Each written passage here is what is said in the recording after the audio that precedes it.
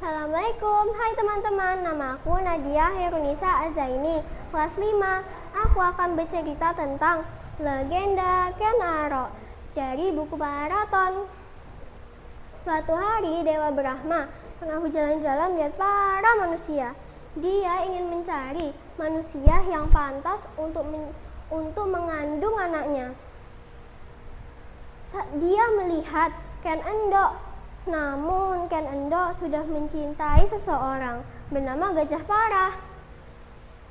Setelah 3 bulan menikah, Ken Endok pun hamil dan Dewa Brahma turun menemui Ken Endok dengan perjanjiannya. Janganlah engkau tidur dengan suamimu lagi. Kalau engkau tidur dengannya, niscaya suamimu akan mati dan akan tercampur dengan anakku. Ketahuilah, nama anakku adalah Ken Arok. Dia yang akan memerintah tanah Jawa. Setelah berkata seperti itu, Dewa Brahma pun menghilang. Dan Ken Endok bingung bagaimana cara berkata dengan suaminya dari sawah. Sepulang Gajah Parah dari sawah, Ken Endok memberanikan diri untuk berkata dengan suaminya. Wahai Kanda Gajah Parah, putuskanlah perkawinanku denganmu. Aku sangat takut dengan pesan Sang Hyang. Dia tidak memperbolehkanku lagi berkumpul denganmu. Andai aku berkumpul denganmu, kau akan mati. Setelah berkata seperti itu, Ken Endok pun pergi meninggalkan Gajah Parah. Setelah itu, Ken Arok pun lahir dan tumbuh menjadi pemuda yang gagah dan pemberani. Suatu hari, Ken Arok pergi ke Tumapel, tempat menghamba kepada Tunggul Amatung. Tumapel adalah nama daerah di Singosari, kerajaan yang dipimpin oleh kerajaan Tunggul Amatung. Dia memiliki istri bernama Ken Dedes yang sangat cantik.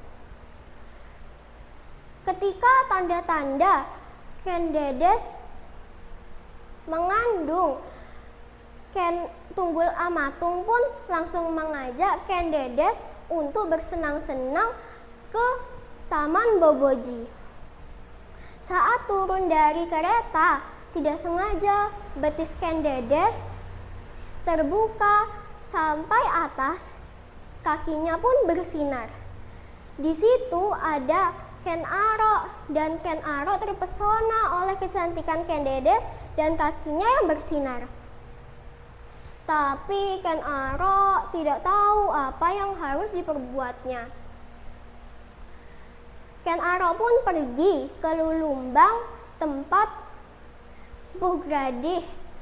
Tempat itu adalah tempat pembuatan keris. Saat Ken Arok sampai di Lulumbang, dia pun bertemu dengan Puh Gradih. Dan Ken Arok memesan keris, tapi harus selesai dalam waktu 5 bulan. Tapi Puh Gradih nggak bisa dalam 5 bulan, bisanya setahun. Tapi Ken Arok tidak mau setahun, dia maunya 5 bulan. Ken Arok pun pergi meninggalkan Puh Gradih dan sampai ke Tumapel. Dan sudah genap 5 bulan. Dia pun ingat kalau dia punya pesanan di Lulumbang Puh Gradih. Saat sampai di Lulumbang, dia bertemu dengan Puh Gradih yang sedang mengasah dan memotong-motong keris. Dia bilang kepada Puh Gradih, "Wahai Puh Gradih, mana pesanan hamba? Hamba ingin melihatnya." Puh Gradih berkata, Ini yang sedang saya asah dan saya potong adalah milik Anda, Tuan. Dengan agak kesal, Ken Arok pun mengambil keris itu dan meluruskannya ke Purgradi. Ditaruhlah keris itu di atas batu. Batu itu pun terbelah menjadi dua. Keris itu diambil dan Purgradi berkata, "Hai Arok, kau akan mati karena keris itu. Anak cucumu juga akan mati karena keris itu. Tujuh raja juga akan mati karena keris itu."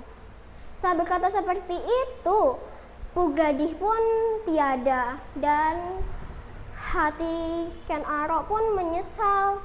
Dibawalah keris itu ke Tumapel. Saat perjalanan ke Tumapel, dia bertemu dengan orang yang dipercaya oleh Tunggul Amatung, yaitu Kebo Ijo. Kebo Ijo melihat keris yang sangat bagus yang dipegang oleh Ken Arok. Kebo Ijo pun berkata, Wahai Ken Arok, bolehkah saya meminjam keris itu? Keris itu diberikan kepada Kebo Ijo, dan saat itu juga keris itu dibawa kemana-mana di dalam perutnya. Suatu hari Kebo Ijo menaruh keris itu di atas meja. Diam-diam Ken Arok mengambil dan meluruskannya menusuk jantung Tunggul Amatung. Pagi hari pun tiba. Keris itu masih tertancap di punggung Tunggul Amatung dan orang-orang berkata, siapa yang meniadakan Tunggul Amatung? Siapa? Orang lain pun berkata, bukannya itu keris yang dibawa kemana-mana oleh Kebo Ijo? Kebo Ijo yang meniadakannya. Kebo Ijo pun dituduh meniadakan Tunggul Amatung. Anak Kebo Ijo pun menangis karena ayahnya ditiadakan, dan Ken Arok pun mengangkat anak Kebo Ijo menjadi anaknya, dan Ken Arok pun menikah dengan Ken Dedes. Suatu hari Ken Arok diangkat menjadi raja di Tumapel, kerajaan Singosari. Tamat. Wassalamualaikum warahmatullahi wabarakatuh.